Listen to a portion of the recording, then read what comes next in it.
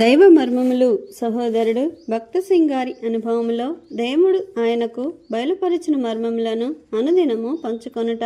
November 6. ఇశ్రాయేలు విషయమైతే అవిధేయులై ఎదురాడు ప్రజలకు నేను దినమంతయు నా చేతులు చాచితిని అని చెప్పుచున్నాడు. రోమీలకు రాసిన పత్రిక 10వ అధ్యాయము 21వ వచనము.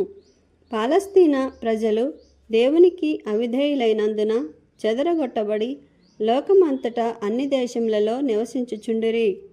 అనేక పరిస్థితులు బలవంతపరచగా వారు తిరిగి స్వదేశమునకు వచ్చుచుండుట చూచుచున్నాము.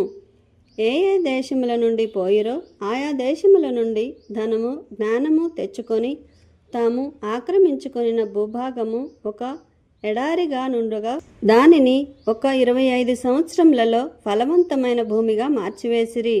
25 ఏండ్ల క్రిందట నీవు పాలస్తీనాను చూచియుండిని ఎడల వట్టి ఎడారిగానే చూచియుందువు. ఇప్పుడు ఎక్కడ చూచినను ఎంతో వర్ధిల్లుచు పట్టణములతో నిండిన బహురమ్యమైన దేశముగా కనబడును.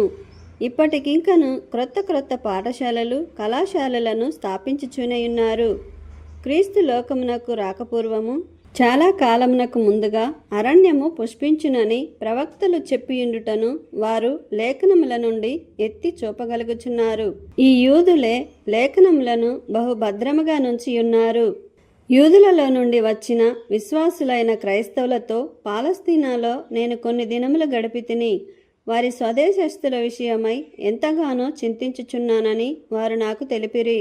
వారు ఎన్నో భాగ్యములు కలిగిండినను వారింకను అంధకారమందు ఉన్నారు. సారము కోల్పోయిన ఉప్పు వీరేనని చెప్పవచ్చును. వారు పూర్తిగా ఆత్మీయ అంధకారంలో ఉన్నారు. ప్రభువైన యేసుక్రీస్తు సువార్తయనినచో వారికి అధిక ద్వేషము. బహిరంగ స్వార్థ ప్రకటన ఎవరునూ చేయకూడదు. వారి దేశమందు చెడుగు ప్రవేశించిన ఎడల వారికి చింతలేదు. ఐరోపా నుండి ఇతర దేశముల నుండి వారిప్పటికే అక్కడికి చెడుగును తమతో తెచ్చుకొని ఉన్నారు. అయితే సువార్త మట్టుకు వారికి ఇష్టము లేదు. ఇందుకే వారు నిస్సారమైన ఉప్పు వలె ఉన్నారు.